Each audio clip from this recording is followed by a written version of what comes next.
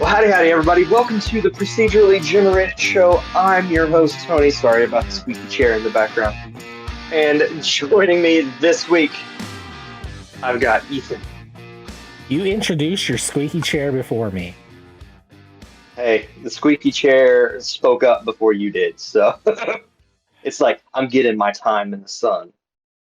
Well, there's your problem. You're leaving it in the sun. The oil's dried out, and that's why it That's probably squeaks. true. Yeah, I should get some WD-40 for it Yeah, and quit maybe. leaving my furniture on the front porch. Stop letting it run around in the daytime outside. I mean, it's got to have time out in the sun, or it's going to get bored and then just going to be depressed, and my chair is just not going to function properly.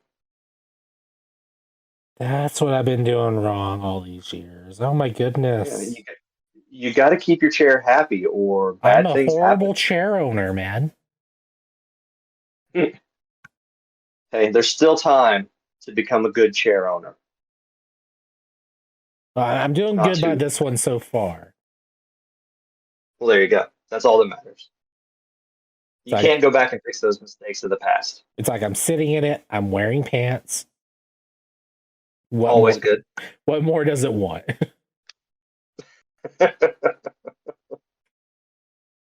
I think as long as you're sitting in it with pants on, that's probably all the chair really cares about. So, it's episode 3, and what better time, Ethan, than to bring back the third member of the crew? Chunky? Because no, Oh. no, we're talking about Cole Kong. Hey, what's up, guys? Hey, Cole, what's going on?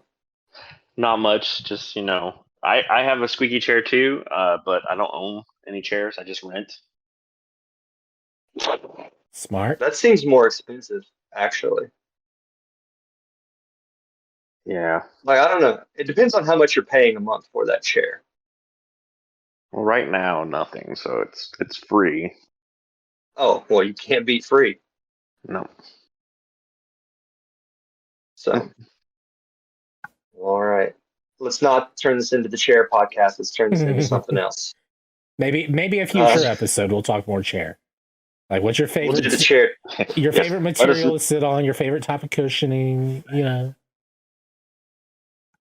I'll take anything over a leather chair. Like, I hate leather chairs. Tony, wrong podcast, man. Sorry. Hey, you brought it up.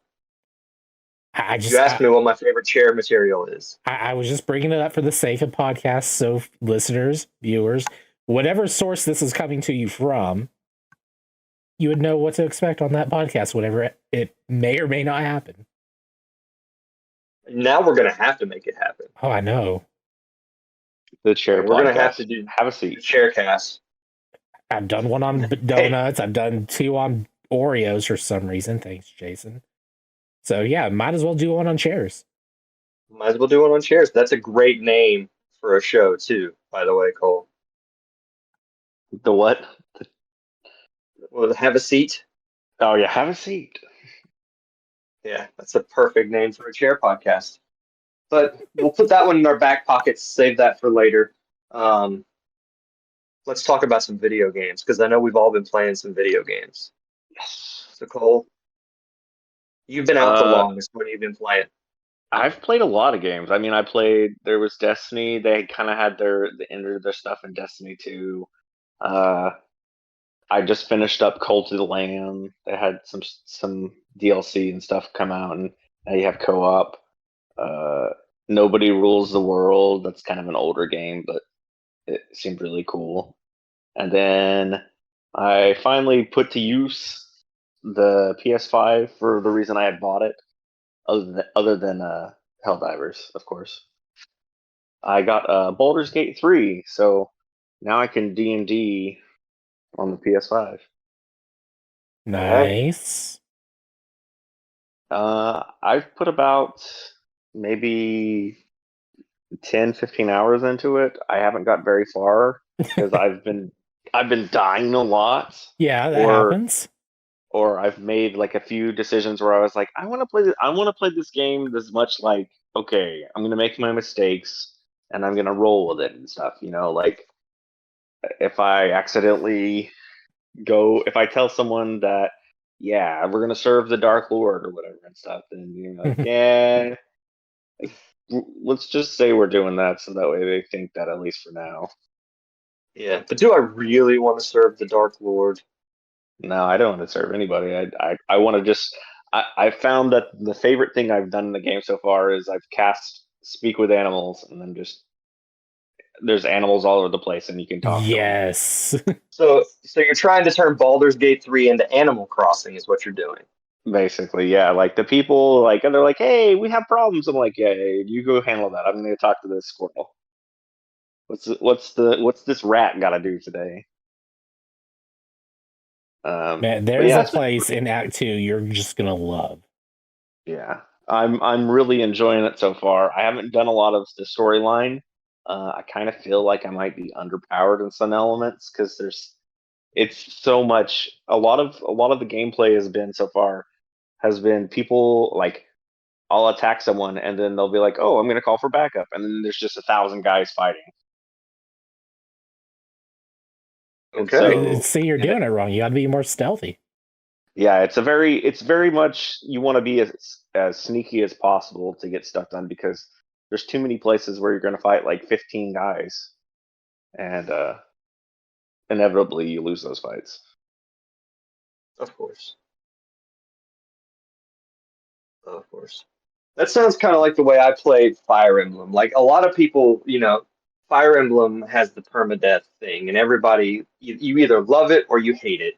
And a lot of people will play it, but if one of their favorite characters dies, they immediately turn the game off so that it doesn't save anything and they can get Oh that yeah, character back.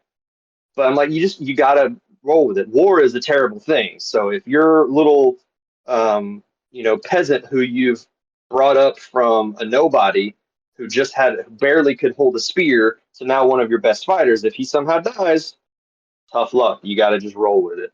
exactly. I will say I have retconned one of the conditions though. I had one where I these goblins are like torturing this gnome. They've got him tied to like a windmill, and I was like, Hmm. I'm gonna save them. So I make them run off, and then I'm like, all right, I'm gonna release them from the thing. And I didn't read the prompt very well, so instead of releasing the prisoner from the windmill, I released the brake, so it just launched him off. And I was like, it's really not. That was like Yeah. that's really not what I wanted to do, and I feel bad about that. I mean, like if I hadn't rushed, if I had just been paying more attention and stuff, he'd be fine Yeah. and not. Well, just imagine he landed on a pillow somewhere. He's fine. Yeah, he joined the Kerbal Space Program. He's up there in stars right now. But game the storyline, the voicing, the graphics, everything's I'm really enjoying it so far, and I've just barely How are you touched the liking the surface on it. turn-based aspect of the game? I'm happier with the turn based. I didn't like you have the option kind of playing in real time, Mhm. and I kind of want to plan out what I'm doing soon because Yeah. it's difficult to. I would imagine it's a little bit more difficult trying to do spells and do because it already has somewhat of a real time element to it. There's like you don't really pause. You can pause the game, but like if you're looking in your menus or whatever and stuff in the game, time's still moving. Yeah. So you kind of have to, if you want to do a surprise attack or something on somebody, you have to do it in real time. You can always switch to turn-based mode and plan it out ahead of time. Well, oh, okay. I was like, I have it on turn based. I'm like, maybe I don't. Maybe I have it in real time, No, and it's no, just like if the everyone's moving fights are around and stuff before you're in battle, then you're real time. But you can switch it to turn-based outside of battle so you can. so I can plot out my stuff. Yes. Okay, I might Because it's like, oh, while I'm running through this burning building, everything's exploding. Oh, but if I do it turn-based style, I can just run past this thing before it explodes. Then it explodes after blah. Yeah. Yeah. That was one of the things that sort of disappointed me about Final Fantasy VII Remake was that they got rid of the classic, menu driven system for a more action based thing. And even their classic, option was still not a classic option. It was really just a sort of watered down version of the action combat that they were doing. And I really wanted them to just be like, this is just Final Fantasy VII, only prettier. Yeah, the story's all different. Who cares about all that stuff? But the gameplay was just, classic Final Fantasy VII. That's what I wanted from that game. Would have been nice to get something like that. It really would have. It really would have. Someone just needs to take the full game and just like do a mod, call it remake classic mod, I guess, or something. I don't know. I'm surprised someone hasn't taken all the assets from the new Final Fantasy VII and just put them into the old PC version of the game to just basically make a high res. Someone's got to be doing that since like day one, right? I would think so. I'm gonna look it up. Because like that's what I wanted from Final Fantasy VII Remake was I just wanted it to be super pretty, some nice quality of life stuff.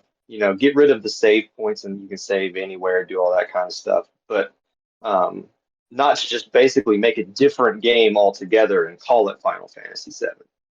That's more like a reimagination. Yeah. Like here's the story. Here's the story for Final Fantasy VII. Go make your own game. Yeah, I really wanted Final Fantasy VII Remastered, not Final Fantasy VII Remake. Yeah. So. Well, I want Final Fantasy VIII remade. I'm sure a lot of people do. Final Fantasy 9 and 10 as well. I mean, they did 10 HD. I don't know that we're going to do 10 anytime soon. But, so yeah. Anything else about Baldur's Gate? No, that's pretty much it. I'm still touching on Destiny 2 a little bit, but they've had a lot of like layoffs and company stuff, so I'm kind of avoiding them. Yeah. Well, they concluded the main storyline too, so it's like, yeah. Yeah, like as much as it pains me, I think we're seeing the end of Destiny as we know it. Yep. Like I doubt we'll get Destiny 3, and there's no telling what kind of stuff they might still be able to do for Destiny 2. Yeah. If anything. So. All right. Well, Ethan, what about you? If there is a mod for Final Fantasy VII like that, I can't find it. I'm just finding a bunch of posts about people complaining about it. Like it seems like a no-brainer that they would take. Maybe they're just waiting for when they finish the entire game, have all the assets available. Yeah, and then once all the assets are available, they can go in and just sell it as a standalone classic remake, I guess. I don't know. Maybe that's what they're going to do when they release it on the next Switch. Is Final Fantasy like the Final Fantasy 15 that the Switch got, which is the mobile version of the game? Yeah. Which is still the only way I've played Final Fantasy 15, and I actually really enjoyed it. I would love to see them do that for Final Fantasy 7 on the Switch. But maybe. I don't know that something like that's ever going to happen. So. I've been playing Elden Ring. All right, what do you mean? Elden Ring. Okay. Yep, Elden Ring. That game is a game. I've heard exploits of you and boss fights this week. There are major bosses and then there are the minor bosses. Mm-hmm. I've beaten only one major boss in the game, I think. And then everything else I've done has been like minor bosses or mid bosses. Yeah, things that don't change story progress, I guess, but you still get something for it. Mm-hmm. And I fought another dragon. I've fought 2 dragons so far. I have both their hearts. It's part of my inventory.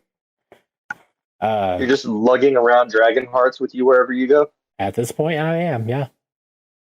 That's got to be kind of gross. I mean, I don't think nobody's bathing anyway, so it's kind of hard to notice. You're not wrong. It is disgusting in that game, man. It's like, oh, you're a tarnished one. Well, everyone hates you because you're tarnished. It's like, what the heck is a tarnished? And it's like, oh, I hate you because you're tarnished. And it's like, okay, guy that's got mushrooms growing from every Look like the guy that looks like a orifice. clicker. Yeah. But yeah, sure, I'm the disgusting one. Okay, at least I've showered in the last day. Oh man.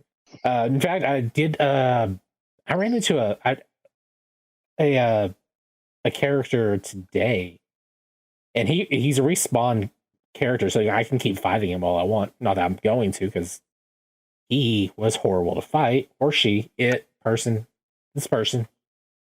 They used what Stuart was calling perfumes, Okay. and the NPC that I'm fighting just kept spamming them over and over and over. And they're also really like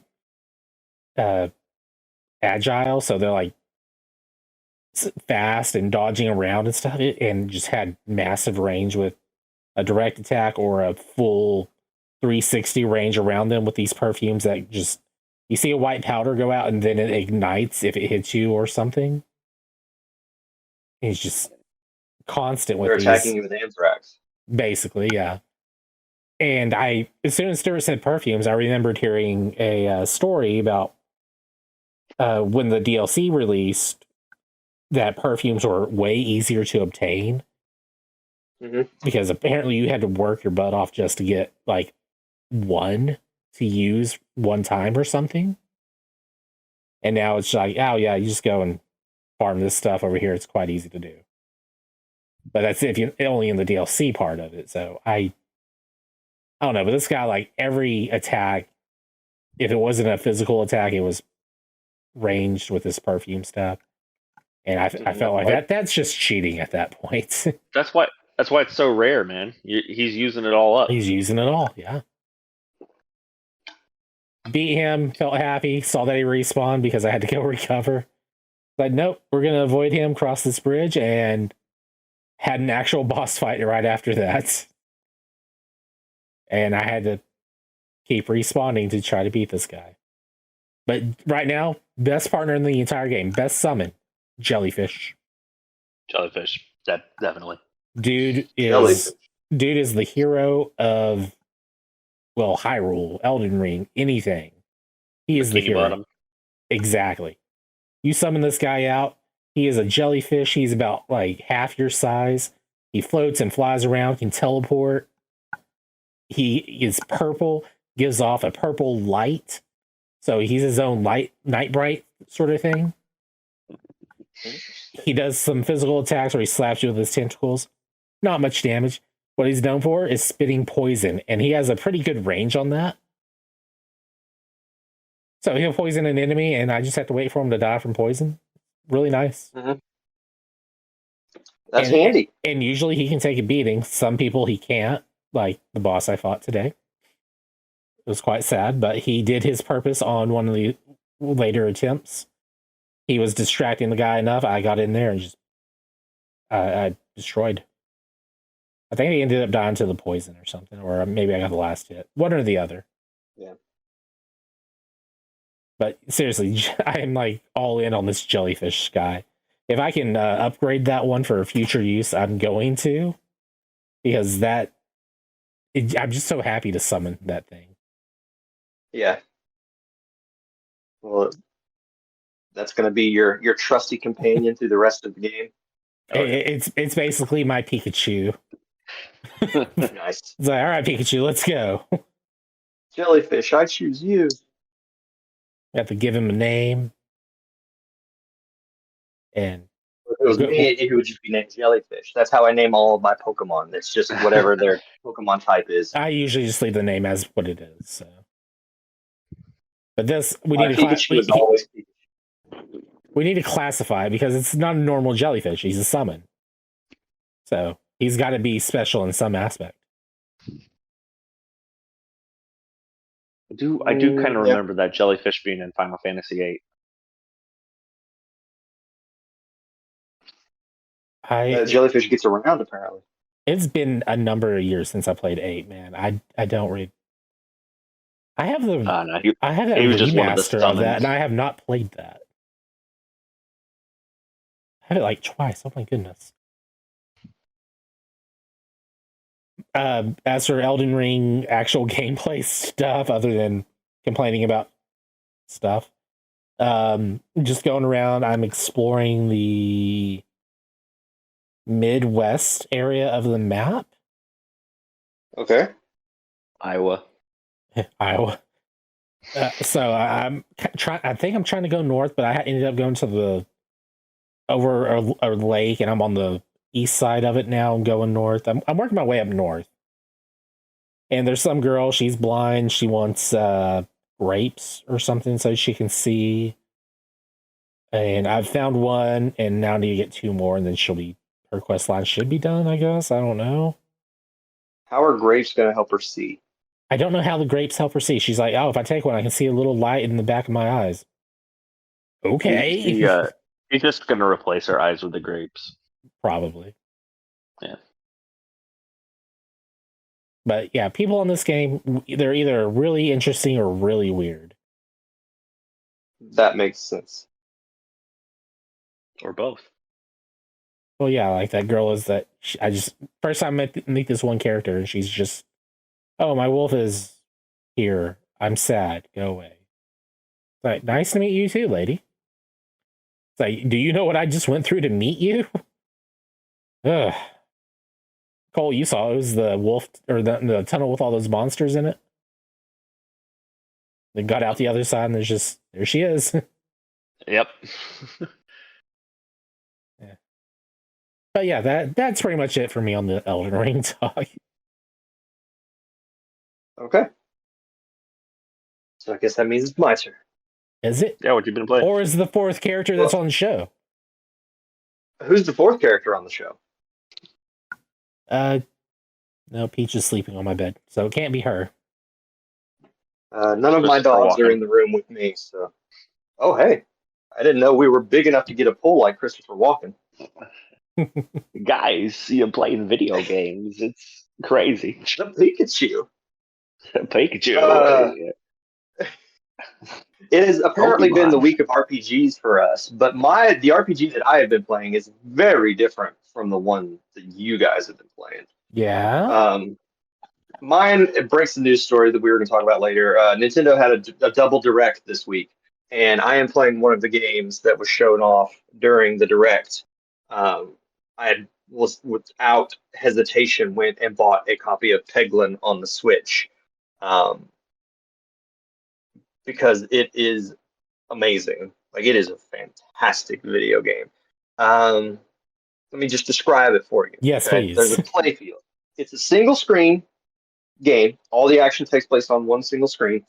There are colored pegs all over the screen, and you drop a ball from the top, and you try to get rid of the pegs. Sounds like Peggle. Yeah. Yes. It is. It's Peggle the RPG, basically. You play as this little goblin. His name is Peglin. And it's randomly generated, procedurally generated levels, somewhat. Like, I think the maps are procedurally generated, but the actual boards themselves are very much not. Like, I'm seeing the same boards every once in a while. But as you drop the ball, you're racking up hit points, and the amount of hit points that you rack up before the ball falls through the bottom of the screen is how much damage you do to the enemies in front of you. And it's waves of enemies coming at you, and they start at the right side of the screen. You're standing at the left side of the screen, and after every ball that you throw, every one of them that's on the screen takes a step forward, basically. Some of them have ranged attacks, like spiders that don't move, but they will go up and down where they're at. They'll throw rocks at you. There are some enemies that'll shoot arrows at you or throw other kinds of things at you.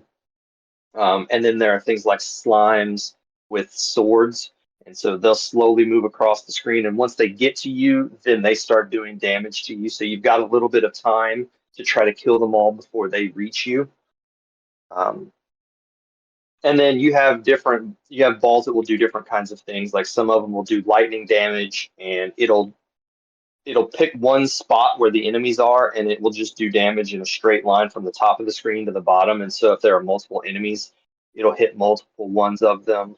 or there'll be a thing where you basically make like a volcano show up and it drops rocks.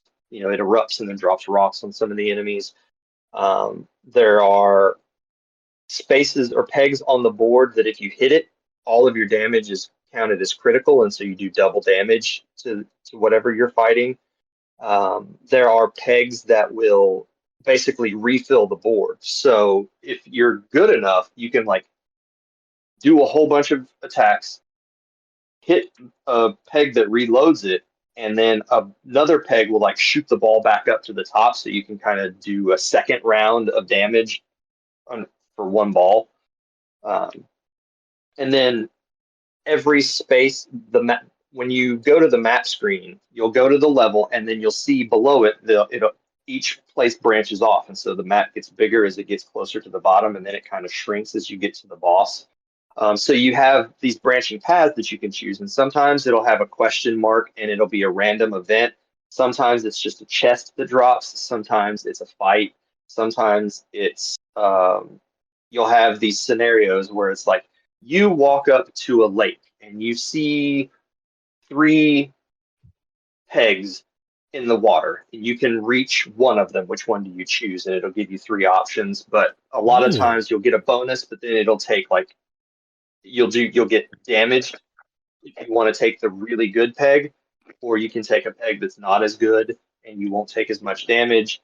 Or other parts of the branching paths will have just enemies that you fight, and it's just more waves of enemies. Sometimes it'll be a mini boss that has like 1,000 hit points, and then you've got to defeat this sort of powerful boss. But then you get a powerful peg or something like that for defeating the boss, so that you have more of them in your arsenal. And all of these balls that you acquire, they just continue to stack in your inventory. So it's not like you're having to choose, I want this one, or I want just the lightning ball, or I want the one that does fire damage, or I want the one that does like counts as a critical every time you attack something. And then as you go through the branching path, you'll get to the boss, and then the bosses are incredibly difficult, but it also randomizes the boss. So if you get to the boss and you almost beat it but don't, and you die, and you have to start the map over again, you can get to the boss again and it'll be a completely different boss. So you kind of can't prepare in that way. But you also have, if you earn a lot of those special attack balls, you can then use those on your next run through the map. So it's a little bit of a roguelike Peggle RPG, and it is so much fun to play.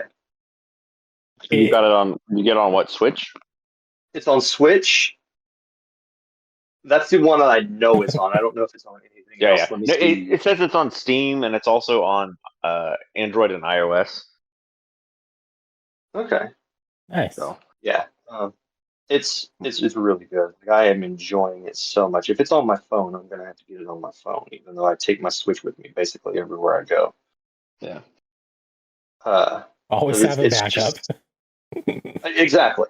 It's such a fun game. Like, I am enjoying it. Like, there's a little bit of a story, but really it is just, it's a way to get you to play more of pachinko maps and just see what the different maps are. So like, some of them will have, a lot of bombs that will do, there'll be bombs on the play field, and if you make the bomb explode, that gives you a bomb that you use for that attack, and you can like stack bombs on top of each other. So if you get lucky enough to hit 2 or 3 or 4 bombs, you'll throw 4 of them, and bombs do 50 points of damage per bomb to every enemy on the screen. So they're very, very powerful when you're fighting lots of enemies at one time.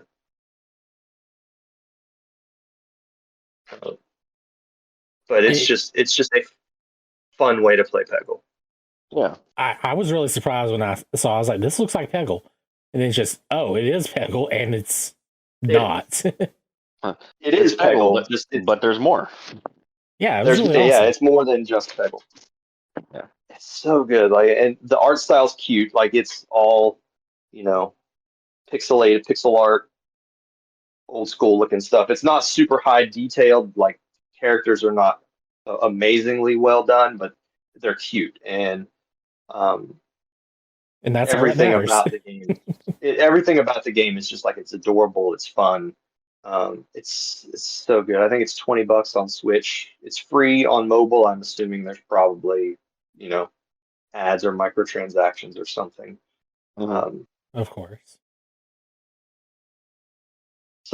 But it's so fun. Like I highly recommend you playing it. Um, the other thing I played a little bit of, and I just want to touch on briefly, is the demo for Epic Mickey came out Yeah. after the direct this week as well, and it is so good. Like I enjoyed that game. It had its issues on the Wii. It was it was not a great game. It was an okay game, but they have taken the 10 years, 14 years since the game first came out. I think it came out in 2010. Um, to just improve on that. And so all of the visually, it is amazing to look at. It is a gorgeous looking game. Um, and then it's just done in a way of like I don't know if there's motion controls in it because I'm playing in handheld mode. And it basically just turns it into a shooter at that point. So you've got, you know, the right stick controls where you're aiming Mickey's paintbrush, and then one button does the painting, one button does the paint thinner, Hmm. and it's super like I've not had any issues with camera controls because you've got, you know, complete control over the Would you camera this time. would you say it's Where like you playing didn't Okami? I mean, it's not as involved as Okami because in Okami you Right, use right. the right stick to like make motions on the screen to do things with the paintbrush. This is just it's just Oh, okay. I pointing a misunderstood. reticle I never somewhere. played the original, so I didn't know. So, like on the original, you'd use the pointer to point where you wanted on the screen. You wanted the paint to go, or you wanted to, you know, spray thinner out of the paintbrush or whatever. So that's what this is. It's basically just it's Call of Duty with Mickey Mouse and paint instead of, you know, guns and bullets. Okay. Um, that I think the game comes out in I want to say November. I don't remember for sure. But yeah, I'm very excited about it. I own all three games that have come out in that before: Epic Mickey 2. I have that on the Wii U, and then I have the 3DS version, which is basically just a side-scrolling platformer, um, which is the best of the three games up to this point. But I think this is going to be a very nice update to that game, and I think a lot of people will be happier with Epic Mickey this time around than they were when the game originally came out. Um, that's just based on a few minutes with the preview or the demo build of the game Okay. that's available right now. So, and I think it's coming to everything. So, like, I think the demo is available on PlayStation, Xbox, PC, Was this Switch. a single player or Um, was it multiplayer? I mean, two player. it's a single player game. Okay. What am I You thinking of just that? play it. What am I thinking of that had was it Oswald or Oswalt? Well, As the, Oswald's in this. Like, he's the antagonist in the right, but game. wasn't there one where he was like your co-op partner? That was Epic Mickey 2. Okay, that's what I was thinking of. Okay, all right. And that Thank one you. you could play as Mickey or Oswald. Or both. I mean, I suppose you could if you really wanted to.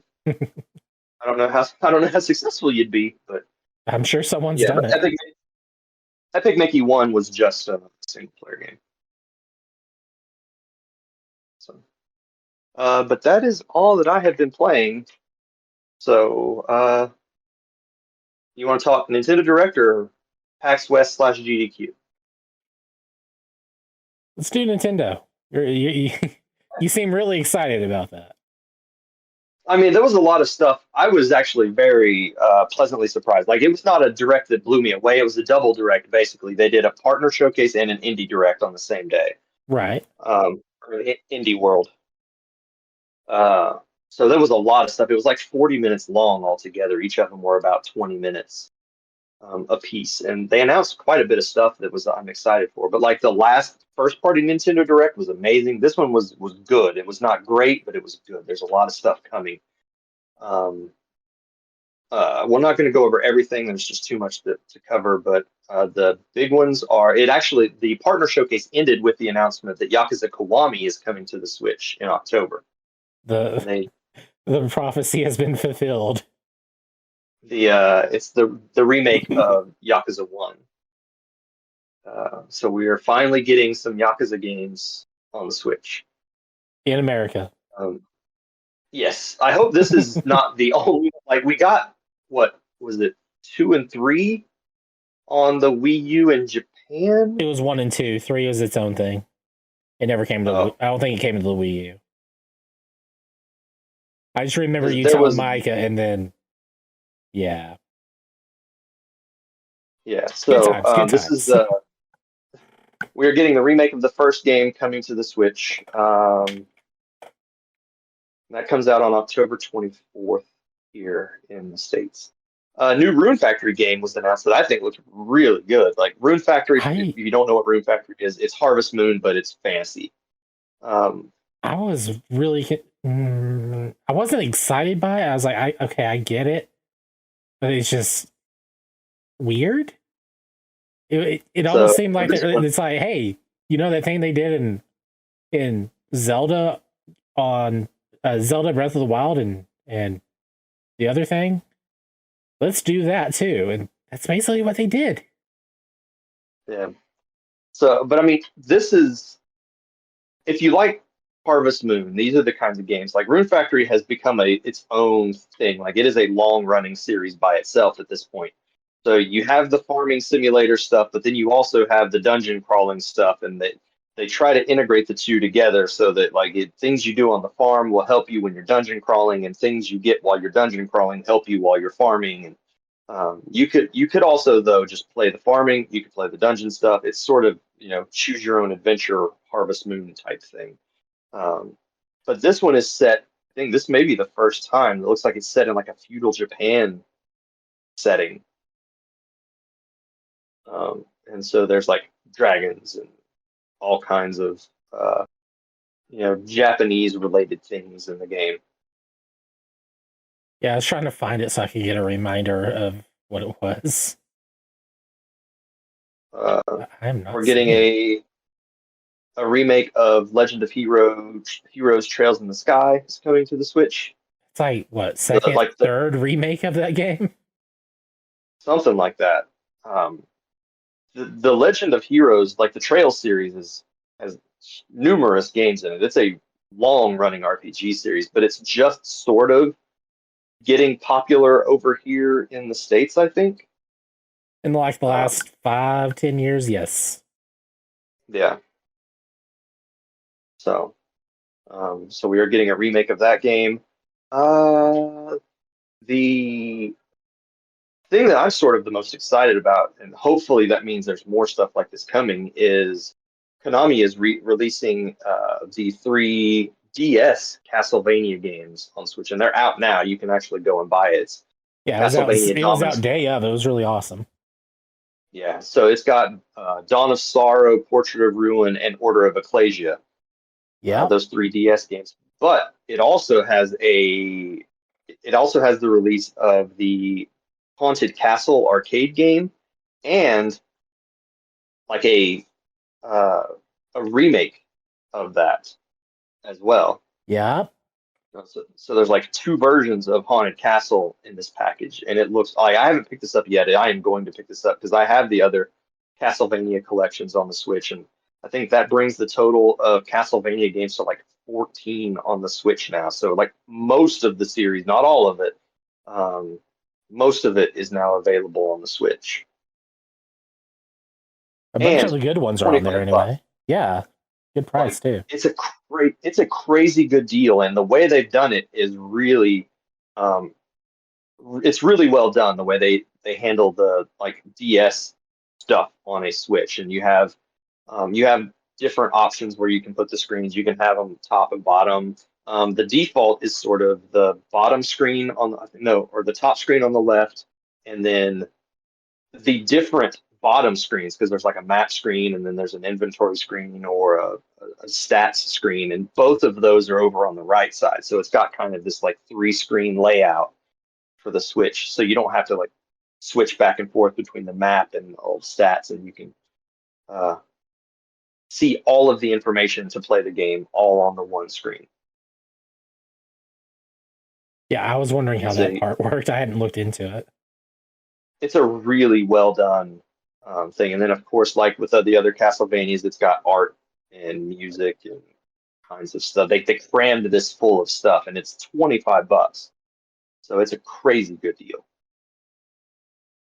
Yeah, I'm pretty sure I spent more than 25 just for one of those games when they were released. Each of those games would have been 30 on their own on the DS, probably. 30? No, no. They were more than that, man. At least I don't know. 40. I remember maybe because I remember the sort of base price. $40 was like 3DS games. That's what you would get. So I thought DS games were around the $30 mark, but maybe not. I don't know. We are getting remakes or remasters of Suikoden 1 and 2 on the Switch. I played Suikoden 1. I have not played Suikoden 2, and I played that back I've on the played PlayStation. neither of these games, so I'm excited. Um, I'm very excited for these as well. They're coming in March of next year. Capcom is releasing the Capcom Fighting Collection 2 next year as well. Yeah, a lot It of people were comes excited with for that. it comes with a bunch of the Capcom versus SNK stuff. It does. The news I'm looking at doesn't have the full list of the games available, but Capcom versus SNK, Project Justive, Street Fighter Alpha 3 Upper, and then Power Stone 1 and 2 are all in that collection as Yes. well. Yes, definitely. Those are Dreamcast games that have not seen. I don't think those have been re-released since the Dreamcast, have they? They've been I can't tell you how many times they've re-released. I know there were PSP ports of those, and they were actually originally arcade games. I'm pretty sure they released on something other than PSP.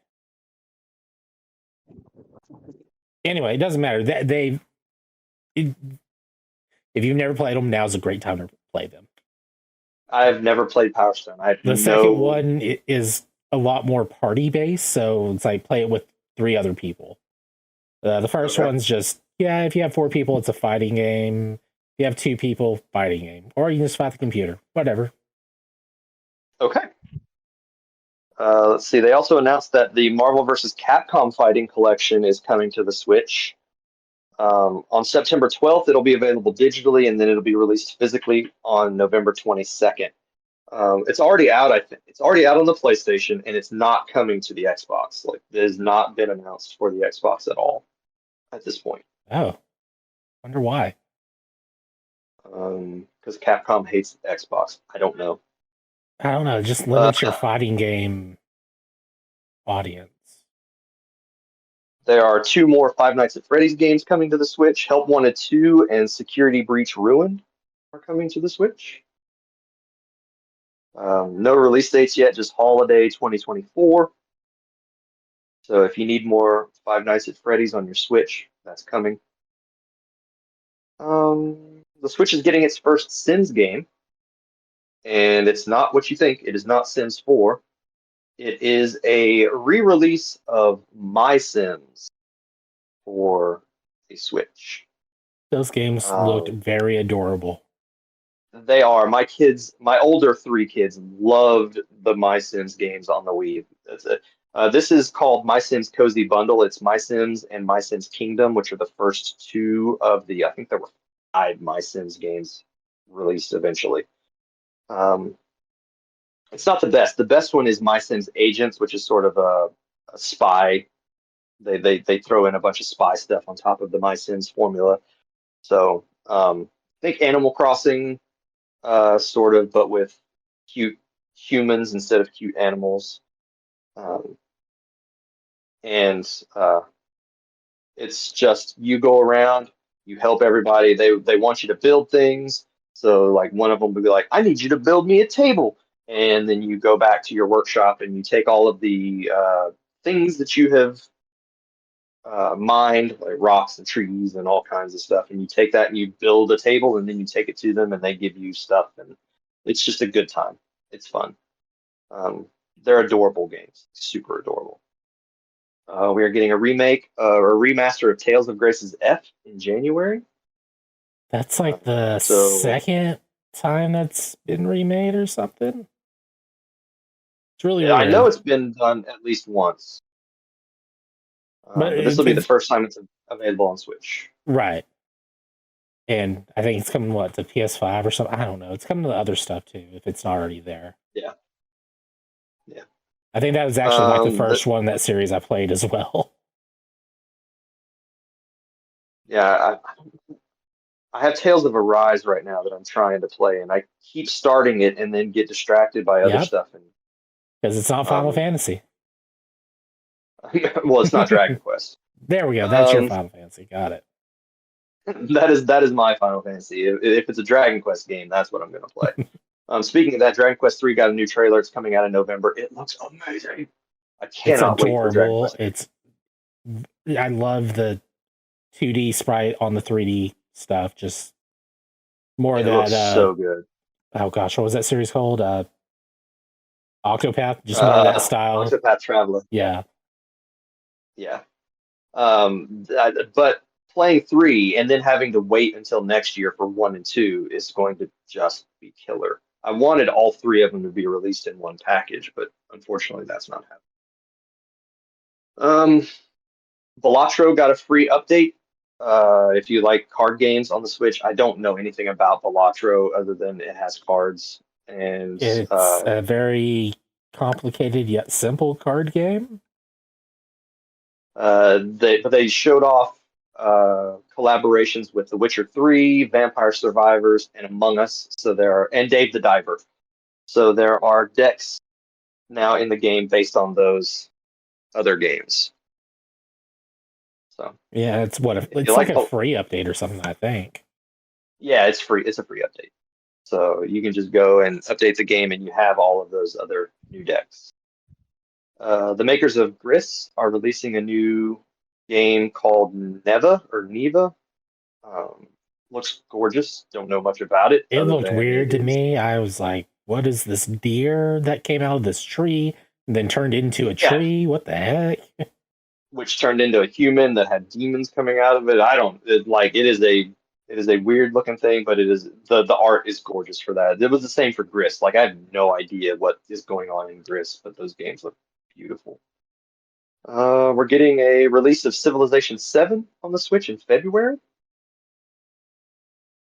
So if you need some real-time strategy where you play through history and try to take over all of the world throughout time, that is what you need to play. And there's no fear of Gandhi doing or going nuke happy on Dropping a there. nuke on you. Yeah. Gosh. I just love that is a glitch from the programming error. Yeah.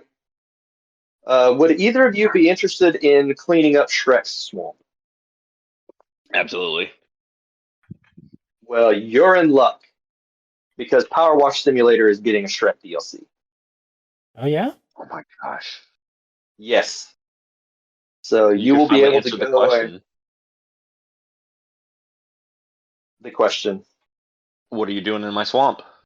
Oh, well, the answer is cleaning it up Cleaning it. because it is a mess. There are 5 different places from Shrek that you'll be able to clean up. It's like the only 2 that we know about right now are Shrek's swamp and the castle that the dragon lives in. The castle. No. The one that Fiona's in. Castle. Yeah. Yes.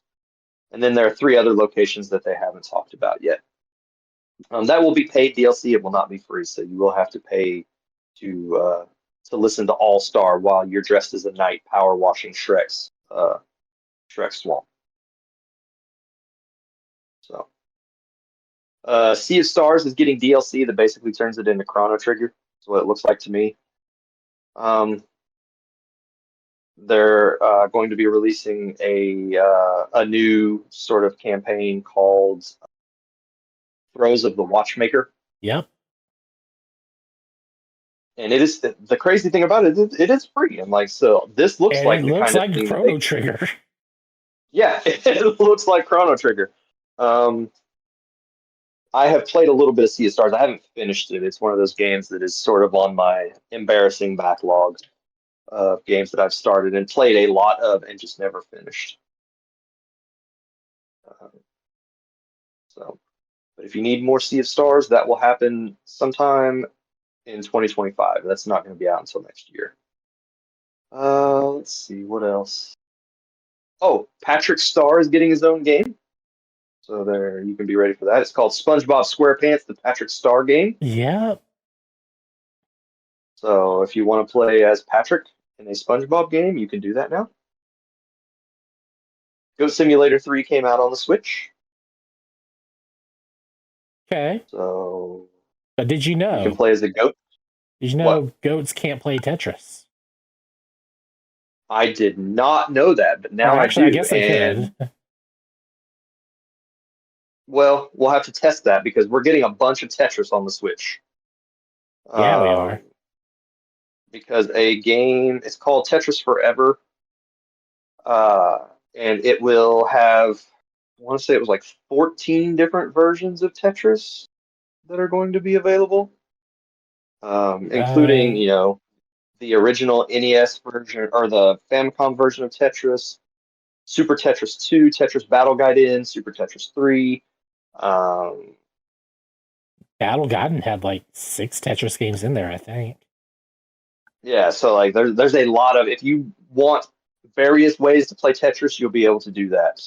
Tetris 99 is getting an update that will have some of this Tetris stuff in it. They also announced that the NES version of Tetris will be coming to Switch Online some point soon. It's not out yet, but it is coming. So there are multiple ways to play Tetris. I think the Game Boy has the Game Boy version. Switch Online has the Game Boy version of Tetris already. So if you want to play Tetris, you'll be able to do that. Pizza Tower launched on Switch this week. So if you need some Wario Land style zaniness, There you you can go. do that. I have looked at Pizza Tower videos. It looks ridiculous. Like there's so much stuff going on in that game. I It have is so hard no to idea. understand from videos what's going on. It's play it for yourself. You'll have a way better understanding. Like I have And not more power tried to playing you. it for myself because the videos look so strange. Like I get the Wario Land inspiration in Pizza Tower, and I love Wario Land. Wario Land Shake It is one of my favorite games on the Switch ever. It's a fantastic game. I wish it would come to, or on the Wii. I wish it would come to the Switch. So if you need some Wario Land in your life, play Pizza Tower. They showed off a new trailer for Metal Slug Tactics, which I will be playing day one. It looks like Final Fantasy Tactics, but with Metal Slug skin on top. So turn-based RPG, that kind of stuff. The weirdest announcement to me was the announcement of Shovel Knight coming to the Switch in 2025. They are releasing Shovel Knight Shovel of Hope DX, which they're calling the Ultimate Edition of Shovel Knight. But we already have Shovel Knight on the Switch with Treasure Trove, which has Shovel Knight and all of its expansions that you can get. And this is just Shovel Knight with some like quality of life improvements to it. Yeah, I don't know what what those devs are thinking. I mean, it's like you have another game. Try to finish that before you give us this candy bar again. Yeah. Like I'm very confused by this release. I don't understand why you would pick this one over Treasure Trove if you want to play Shovel Knight. I think it's because you can play as got, all the bosses. You can play as all of the different characters. That is one thing, and it's got rewind and save states, I think. So, I think as it well also as has some online different multiplayer. modes as well, because there was one where like the character was like enlarged and the world was like kind of curved or something. I don't know. It was weird looking in that video. Yeah. So, but I don't know that there's enough in this to make, if you already have Shovel Knight, I don't know if there's enough in this to make you want to buy Shovel Knight again.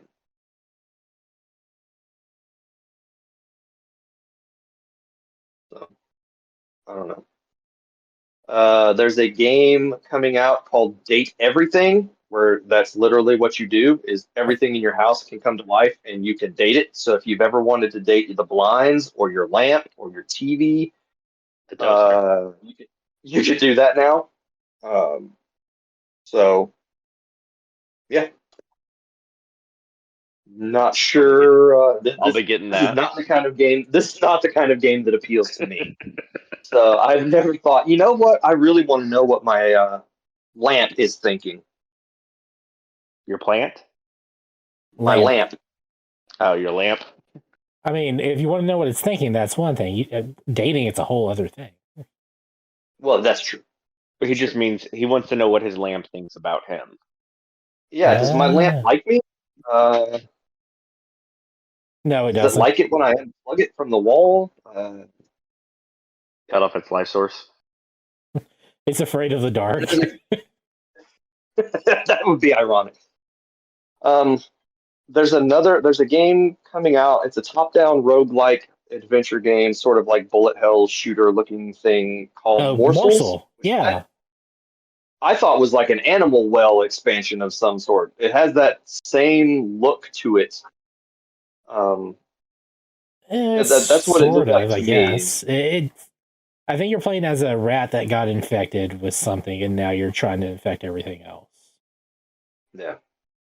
Or some, I don't know. It's a little hard to tell, but it looks interesting. Yeah. So I'm going to see it. It looks interesting. I'm going to have to see a little bit more about it. Because I think they did say it started life as a bullet hell shooter type thing, and then it just sort of evolved from there. And so now it's its own. It's a completely different thing. But that's really those are the big highlights from the direct for this week. I think you covered everything that was in the direct. There's a few that I didn't. I skipped over a few.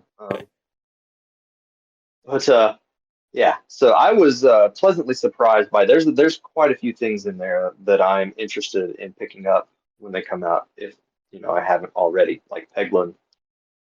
So what were you guys' thoughts overall about the direct? It was fine. I didn't hate it. I didn't love it. There's like, I'll get the Castlevania game. Some of the other things, it's like, okay, that's cool. I get that some people want those. Some things I don't understand why people would want those. Looking at a game where you date your appliances in your house, what the heck? But yeah, That's not your kind of thing? it's like, what group of people said this had to be a thing? I gotta Maybe know, some people. but I don't Maybe want to some people, know. sure. It's like, can I judge these people?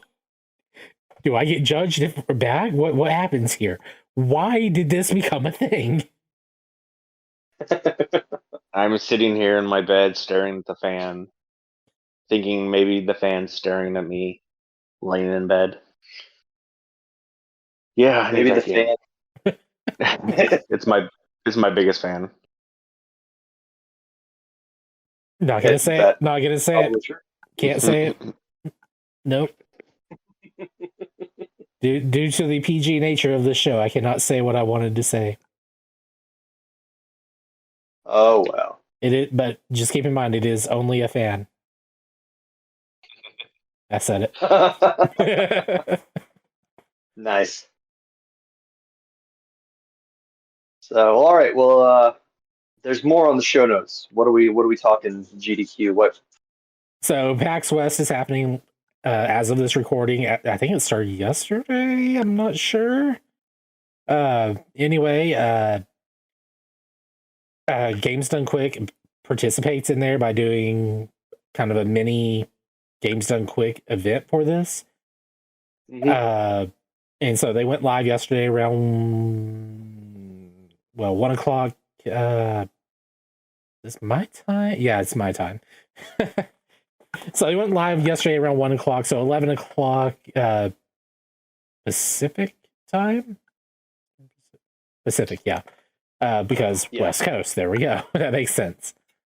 So it's a little mini GDQ event, but there's some. I don't know who they're raising money for on this one, unfortunately. I haven't looked into that very much. But anytime I get to talk speedruns, it's like, heck yeah, I'm going to talk about it. And like first day, I'm looking at the list, and there was Crash Bandicoot 4. So, you know, big hitter right there. Wasn't the opening game, but it was pretty close. And then they ended the day with Final Fantasy Type O. And actually sent their prize coordinator guy. He was the one running that. And it's like, oh, I forgot he actually plays video games. And just that guy, his ability to run a game, he ended it with he finished the game, and it's like, Sam, do you want people? How do you want people to follow you? It's like, well, it's simple. If you want to follow me, I'm going to the bathroom. And he took the headset off and literally ran out of the venue. Just like even the guy that was next to was like, okay. Just I love that they're still able to do some fun random stuff that you don't expect them to. And this being a smaller event, I guess they're able to get away with more like that. But this morning they had like Animal Well, I'll say this morning, and that was like 3:00. But they had Baldur's Gate 3, all acts, any percent within 35 minutes. Whereas, Cole, how many hours are you in? 12, 20, 30? Yeah, I'm like, yeah. You're what, partway through Act 1? 15, yeah, and I'm at the beginning of the first. I beat the tutorial. Awesome.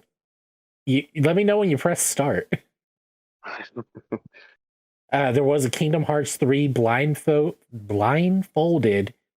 Yozora showcase. I think they were just fighting one of the characters blindfolded, and it was like a really hard fight, and he's like doing it at a low level too. Is the guy blindfolded or the character? Yeah, whichever's harder. I would say the guy playing the game was blindfolded, so therefore the character in turn was blind. But after he did have a few deaths here and there, and then finally just beat the guy when he was on one hit from death. It was very clutch, but it was really awesome that he just seeing the skill behind that. Like some attacks, you just have to know that, oh, I have to dodge this one. The others, you have to know you can block those. And he knew what to do while blindfolded. It was amazing. Nice. That's pretty good. Yeah. Blindfold runs always amaze me. Yeah. It's crazy to think people can be so familiar with a game that they don't even have to see what's going on. I'm sure it's a grueling task just getting trained up to be able to do that, though. And they're ending it today, and they just started a few minutes ago with Super Mario RPG Remake. So that's about a 3-hour run. So then they'll come back tomorrow around 1:00 again. So looks like we got some Sonic games tomorrow: Halo, Zelda, Mario World, Elden Ring, DLC percentage. And this is going all the way up till Monday. And they'll end with Halo Combat Evolved. So it's not as it's basically like what you would probably get out of 2 days of games done quick, spread out across like 4 or 5 days, like Friday, Saturday, Sunday, Monday, 4 days, but only for like half the day there. But it also gives like people at the event something to go sit down and watch video games being played for charity and all that stuff. Makes for a less stressful, I think, sort of event. And this time they're actually able to stream it, so they're not just limited to like, hey, we're doing a speedrun event, but we can't do it live on the internet. So that's a big difference there too. Yeah. I really wish. You know what? I'm gonna say what the donation goes towards. Never mind. It says it's a bad page. Can't donate. Oh no. That's too bad. Yep. Well, I tried. That's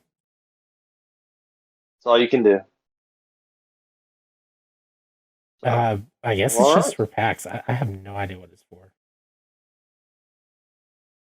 I don't know. Oh, and they did release the schedule for AGDQ 2025. And I actually have it here on my phone because I shared it in a group earlier. Their attendee registration will open up September 7th through December 2nd. Volunteer for on-site volunteer applications open up September 26th through October 6th. And runners can start submitting their games for the first submission period, September 26th through October 6th. We don't have the actual scheduling. I mean, when I said dates, I mean for submission period. We know when it's going to happen. January 5th through 12th over in Pittsburgh. Okay.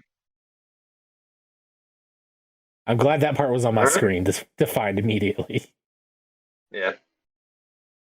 And so I will be submitting again. Hopefully something gets picked this time that I submit. I would love to see that. It'd be awesome.